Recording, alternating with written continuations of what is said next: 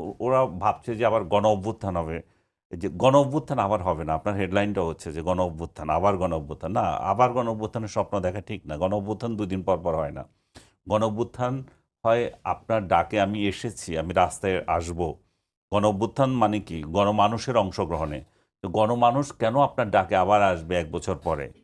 আপনি এমন এমন কি বিষয় আমাকে উপহার দেবেন এই কদিনে দেখিয়েছেন। আপনি তো আপনারা যারা আমাকে ডাকবেন তাদের ডাকে আমি আসব না। গণ অভ্যুত্থান যদি হয়ে থাকে তাহলে আপনাদের বিরোধী শক্তিদের ডাকে আসবে এখন।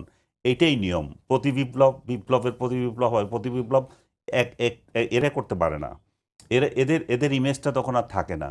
তো আপনাদের বিরুদ্ধ শক্তি যারা আছে তারা যদি ডাক দেয়, মানুষ যদি ত্যক্ত বিরক্ত হয়ে যায়, তখন আরেকটা অভ্যুত্থান হতে পারে। সেই অভ্যুত্থানে আমাদের কার অবস্থান কোথায় যাবে আমরা জানি না। এই সেফ এক্সিটের প্রশ্ন তখন এই জন্যই আসছে। আপনি যে বলছেন সেফ এক্সিট, কেন সেফ এক্সিট? কারণ হচ্ছে ওইরকম পরিস্থিতি যদি হয় আপনার সেফ এক্সিট লাগবে। আমি মন্তব্য করেছিলাম সেফ এক্সিটের বিষয়ে যে আমাদের যে সামরিক বিষয়ক উপদেষ্টা যিনি আছেন, আমি বলেছিলাম যে প্রথম এক্সিট নেবে তিনি। উনি এর আগে যখন ইয়েতে ছিলেন খলিল সাহেব, এর আগে যখন সরকারি ছিলেন এই 111-এর সরকারে, সরকার শেষ হওয়ার আগে আগে পালিয়েছেন। তো এখনও সেফ এক্সিট যদি নেয় এভাবেই এক একজন নেবে এবং সবচেয়ে বেশি টার্গেটেড হবে আমার মনে হচ্ছে যে আসিফ নজরুল। আসিফ নজরুলকে আমি দেখি সোশ্যাল মিডিয়াতে যে ডক্টর ইউনূসের পরে বোধহয় সবচেয়ে বেশি টার্গেট করে ডক্টর আসিফ নজরুলকে। সে যে খারাপ কাজ করছে আমি এটা বলছি না। কিন্তু মানুষের ক্ষোভ তার উপরে যাচ্ছে। কেন যাচ্ছে আমি জানি না। কিন্তু আমি এ পর্যন্ত দেখেছি যে উনি অনেক ভালো, ভালো কাজ করেছেন। উনার মিনিস্ট্রিতে অন্তত চেষ্টা করছেন। কিন্তু যে জায়গায় তার ব্যর্থতা আমি যেটা দেখি সেটা হচ্ছে আইন আদালতে। এখানে বিচার প্রাপ্তির ক্ষেত্রে আমি আসামি হয়ে ইয়েতে যেতে পারছি না, আদালতে যেতে পারছি না। আদালতে আমাকে বিচারের আগে বিচার করে ফেলতেছে। আদালতে আওয়ামী লীগের আইনজীবীরা উঠতে পারছে না। তারা ব্যবসা করতে পারছে না। আমাকে কয়েকদিন আগে একজন আইনজীবী, আমি একটা মামলার বিষয়ে তাকে খোঁজ করলাম, আপনি কই? বলল যে ভাই আমি তো বিদেশে, এবং কান্নাকাটি করলো যে আমার পরিবার শেষ করে দিয়েছে, আমার সম্পত্তি শেষ করে দিয়েছে, আমার অমুক তমুক করেছে। যে আমি কি করেছিলাম? আমি খালেদা জিয়ার মামলা করেছিলাম। খালেদা জিয়ার মামলা যারা করেছে, আমি তো রাষ্ট্রের দায়িত্ব থেকে আমাকে দায়িত্ব দিয়েছে তাই আমি করেছি। কিন্তু যারা আমাদের প্রতিপক্ষ ছিল তারা, আমরা এক টেবিলে বসে খেয়েছি, আমার একসাথে চা খেয়েছি, বসছি, আমার রুম তারা ইউজ করেছে। আমরা তো তাদেরকে আক্রমণ করিনি। আজকে যেটা হচ্ছে দেখেন আপনি আদালত পাড়ায় প্রতিপক্ষের উকিল পর্যন্ত যেতে পারছে না। তাহলে আইনের শাসনের যে একটা ব্যাঘাত হচ্ছে, এই জিনিসটা এগুলো দিয়ে একটা ব্যারোমিটার দিয়ে ইয়ে করা হচ্ছে আর কি। আমি আসিফ নজরুলকে প্রসঙ্গটা এই জন্য আসছে যে উনি তো শুধুমাত্র এটার জন্য শুধু উনি দায়ী থাকবেন না। কারণ হচ্ছে যে এটা রাষ্ট্র যে কালচার তৈরি হয়েছে সেটা ওনার হাতেও নাই সব কিছু। তারপরে এই যে মব সংস্কৃতি চালু হয়েছে, এই মব সংস্কৃতি দেখার জন্য কি আবার গণ অভ্যুত্থান হবে? সেটা তো হবে না। যে গণপিটুনি দিয়ে মরছেন আপনি, রাজনৈতিক বিশ্বাসের জন্য আপনি অন্য রাজনৈতিক দলের মানুষকে হত্যা করছেন এবং রাজনীতি করার অধিকার কেড়ে নিচ্ছেন।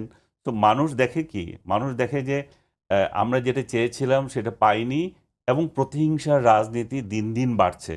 তো আরেকটা প্রতিহিংসার রাজনীতির জন্য আমি তো এই ঠিক অভ্যুত্থানে এই অংশ কারণে নেব কি না। সেফ এক্সিট নেওয়া লাগতে পারে উপদেষ্টাদের কারো কারো, এমন মনে হচ্ছে? হবে এটা এটা এটা দুনিয়ার নিয়ম, এটা বাংলাদেশ না। এটা দুনিয়ার নিয়ম। আপনি যখন একবার রাজত্ব করেন, এই যে আওয়ামী লীগের যারা রাজত্ব করছিল ওরা কই? ওরা সেফ এক্সিট, ওরা পালাইছে না? এরা কি আছে দেশে কেউ? এরা তো পালিয়ে আছে। আপনাকে কেন পালিয়ে থাকতে হয়? আপনি আপনি এমন অপকর্ম করেছেন যেটা মানুষ সহজে আপনাকে নিচ্ছে না। তো আপনি যখন অপকর্ম করবেন আপনাকে সেফ এক্সিটের প্রশ্ন আসবে। তো এখন যারা নাহিদ বা আদার্স যে বলতেছে সেফ এক্সিট, তারা নিশ্চয়ই বুঝে, তারা তো ভেতর থেকেও বুঝে কারা কারা এই দুর্নীতির সাথে জড়িত আছে, কারা কারা এই বলছে যে ৫ জন, ইয়ে যে রাশেদ বলল যে ৫ জন উপদেষ্টা শেখ হাসিনার সঙ্গে তলে তলে খাতির রাখছে। তার মানে এই সরকারে থেকে আপনি কেন শেখ হাসিনার সাথে খাতির রাখবেন? আমি মনে করি যে রাশেদকে জিজ্ঞেস করা উচিত যে কোন জি সেই ৫ জন, এবং তাদেরকে এখনই চিহ্নিত করে বের করা উচিত। জি কারণ আমরা, রাশেদ খান আমি আমি যেমন শেষ করে বলেছেন দিচ্ছি, যে আমরা গণ্ডগোল চাই না। আমরা চাই এই যে সরকার আছে, ডক্টর ইউনূস সরকারের নেতৃত্বে একটা শান্তিপূর্ণ ভোট, যেটা যত তাড়াতাড়ি সম্ভব অনুষ্ঠিত হওয়া। ফেব্রুয়ারি মাসে উনি অনুষ্ঠান করার জন্য বসে আছেন। আমি বলবো ফেব্রুয়ারি কেন, পারলে আগামী মাসকে ফেব্রুয়ারি মাস বানিয়ে দেন। আপনি করেন ডিসেম্বর মাস মধ্যে ইলেকশন করেন। জাতিকে একটু শান্তি দেন। জি, যেমনটা বলছিলেন রাশেদ খানের 5 জনের নাম নিয়ে আসা উচিত। এনসিপি নেতা নাহিদ ইসলামও বলেছেন কিছু কিছু উপদেষ্টাদের কথা, সার্জিস আলমও বলেছেন কিছু কিছু উপদেষ্টাদের কথা। আপনাদের নেতারা যখন বলছেন বারবারই, তারা তার মানে জানেন যে কোন কোন উপদেষ্টা সেফ এক্সিট চাচ্ছে বা নিতে যাচ্ছে। কারা চাচ্ছে সেফ এক্সিট?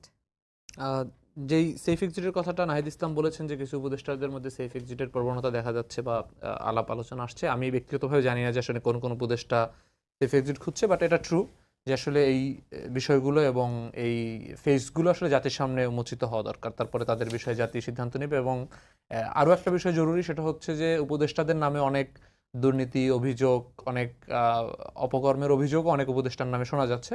এটাও সরকারের উচিত যে এই বিষয়গুলোর ব্যাপারে কি ধরনের পদক্ষেপ গ্রহণ করছে এটা জাতির কাছে উন্মোচিত করা, এবং সেই বিষয়ে তাহলে সরকার যদি তাদের বিষয়ে কোনো ধরনের কোনো, এটা যদি পুরোটাই বানানো গল্প হয়, তারা যদি একেবারেই ধোয়া তুলসী পাতা হয়, তাহলেও এই বিষয়টা আসলে একটা প্রক্রিয়ার মধ্যে দিয়ে যে এটা সরকার যেমন আজকে রিজওয়ান হাসান বলেছেন যে নামগুলো যেন নাহিদ ইসলাম বলেন, তো সরকার নামগুলো জানার জন্য চাচ্ছে। মানে সরকার আসলে নামগুলো জানার জন্য চাচ্ছে, এটা তো আসলে সরকার নিজেই জানার কথা। এটা তো আমি বলছি যে যেই নাম আলাপ আলোচনা যাদের বিষয় আসছে এদের নাম জাতির সামনে উন্মোচিত দরকার। আমি আরেকটা ডিফারেন্ট ব্যাপারে বলছি যে যাদের ব্যাপারে অভিযোগ আসছে উপদেষ্টাদের মধ্যে, তাদের প্রশাসনিক এবং আর্থিক এবং অন্যান্য যেই অভিযোগগুলো আসছে, তাদের ব্যাপারেও সরকারের পদক্ষেপটা কি, অবস্থানটা কি? তারা কি শুধুমাত্র এই অবস্থানটা আসলে শুধু শুনবেন এবং তাদের মতো করে চলবেন? এটা তো আসলে হতে পারে না। তো সেই জায়গা থেকে তাদেরও একটা নিরপেক্ষ প্রক্রিয়ার মধ্যে দিয়ে তাদের ব্যাপারে অবস্থান আসা উচিত।